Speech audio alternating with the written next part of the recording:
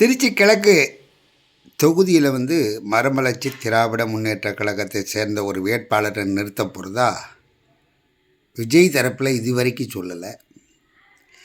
கோபால்சாமி தரப்பில் தான் இந்த செய்தி இப்போ கசிஞ்சிருக்கு. இதுக்கு முன்னாடி வைகோ என்ன சொன்னார்னா, 2 எம்எல்ஏ அழைச்சிட்டு வாங்க, அவங்க ரிசைன் பண்ணிவிட்டு அந்த 2 தொகுதிக்கும் நானே பிரச்சாரம் பண்ணி அவங்கள ஜெயிக்க வைக்கிறதா விஜய் சொன்னார். அப்புறம் என்ன சொன்னார், விஜய் சொல்லலை, நானாக அவர்கிட்ட கோரிக்கை வச்சேன், அவர்கிட்ட கேட்டேன் அப்படின்னு சொல்லி அதே மாதிரி அவர் சொன்னதை அவரே வாபஸ் வாங்கிட்டார். இந்த மாதிரி தான் இப்போ திருச்சி கிழக்கு தொகுதியில் நடக்க போகிற இடைத்தேர்தலில் அந்த தொகுதிக்கான வேட்பாளரை மதிமுகவை சேர்ந்தவங்களுக்கு தான் கிடைக்கும் அப்படின்னு சொல்லி வைகோ தரப்பில் இப்போ பேசுகிறாங்க.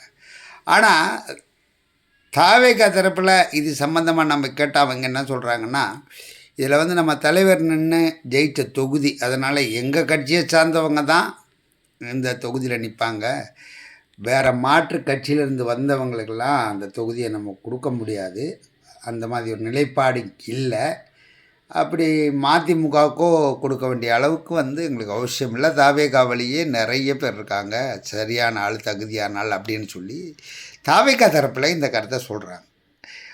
கோபால்சாமி பத்திரிகையாளர்கிட்ட பேசும்போதும் கொந்தளிக்கிறாரு, கட்சிக்காரங்கிட்டையும் கொந்தளிக்கிறாரு.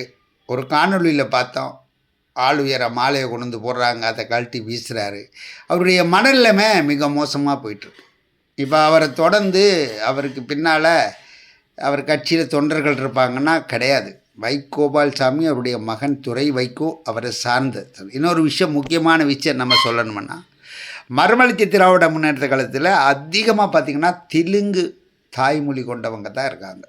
நீங்கள் வேணால் செக் பண்ணி பார்த்துங்க. முக்கியமான மாநில பொறுப்புகளில், மாவட்ட செயலாளர்கள் பொறுப்புகளெல்லாம் நிறைய பேர், மகளிர் அணிலெல்லாம் எனக்கு தெரிஞ்சவங்களே நிறைய பேர் இருக்காங்க, அவங்க தெலுங்கு பேசக்கூடியவங்க தான் இருக்காங்க.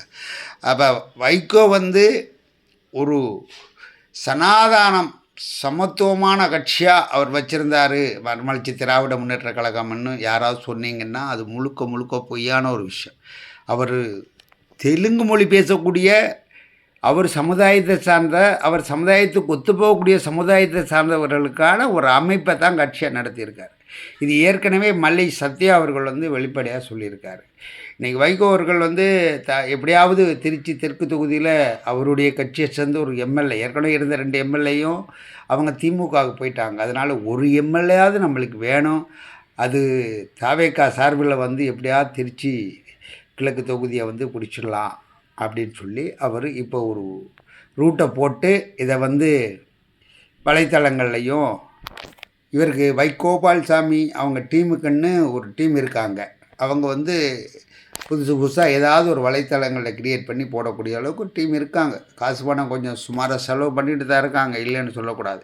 அதனால் அவர் சொல்கிறாங்க. ஆனால் தாவேகா ஒருபோதும் திருச்சி கிழக்கு தொகுதியில் இடைத்தேர்தலுக்கு மாற்று கட்சியிலேருந்து வந்த யாரையுமே நிறுத்தாது, அது தாவேகாவை சார்ந்தவங்களைத்தான் நிறுத்தும் அப்படின்றதில் எந்த மாற்று கருத்தும் இல்லை. அதனால் கோபால்சாமி தரப்பில் வரக்கூடிய தகவலானது ரொம்ப தப்பானது, பொய்யானதுன்னு கூட சொல்லலாம். அது மட்டும் இல்லாமல் மறுமலர்ச்சி திராவிட முன்னேற்ற கழகத்தில் இருந்த 2 எம்எல்ஏயும் போயிட்டாங்க, இருந்த கொஞ்ச நெஞ்ச பேரும் அறிவாலயத்து போயிட்டாங்க. இந்த நிலைமையில் ஒரு 10-15 தொண்டர்களோடு இருக்கக்கூடிய கோபால்சாமியை வச்சு தாவேகா தலைவரும் தமிழக முதல்வருமான நடிகர் விஜய் அவர்கள் என்ன பண்ண போகிறாரு, அவங்களால என்ன பயன் இவங்களுக்கு கிடைக்கும் அப்படின்னு எங்களுக்கு தெரியலை அப்படின்னு சொல்கிறாங்க. யாருன்னா தாவேகாவை சேர்ந்தவங்கள சொல்கிறாங்க. எதுக்காக மல்லு கட்டி ஒன்றுமே இல்லாத வைகோவை கொண்டு நம்ம வச்சு காவல் காத்துக்கிட்டு இருக்கணும், எதுக்கு இந்த விஷப்பரிசைன்ற மாதிரிலாம் பேசுகிறாங்க. இப்போ தாவேகாவிலேயே பார்த்திங்கன்னா நிறைய அதிமுகவை சேர்ந்த முன்னாள் அமைச்சர்கள், முன்னாள் மாவட்ட செயலாளர், முன்னாள் பாராளுமன்ற உறுப்பினர்லாம் நிறைய பேர் கொட்டிட்டு கிடக்கிறாங்க. ஆனால் அவங்களுக்கெல்லாம் கட்சியில் பதவி கிடைக்குமான்னு பார்த்திங்கன்னா கண்டிப்பாக தாவேகாவில் அவங்களுக்கு பதவி கிடைக்காது. இது சம்மந்தமாக இன்னொரு முறை கண்டிப்பாக விரிவாக பேசுவோம். இன்றைய நிலைப்படி மறுமலர்ச்சி திராவிட முன்னேற்ற கழகம் கோபால்சாமி தரப்பில் சொல்லப்படுற திருச்சி கிழக்கில் நடக்க போகிற இடைத்தேர்தலில் அவங்க கட்சி சார்ந்த யாருக்குமே வாய்ப்பில்லை என்றது தான் உண்மையான நிலவரம். தாவேகாவை சேர்ந்தவர் தான் அந்த வேட்பாளராக இருக்க முடியும் என்றதான் உண்மை நிலவரம். மறுபடியும் மீண்டும் ஒரு நல்ல செய்தியோடு சந்திக்கிறேன். நன்றி, வணக்கம்.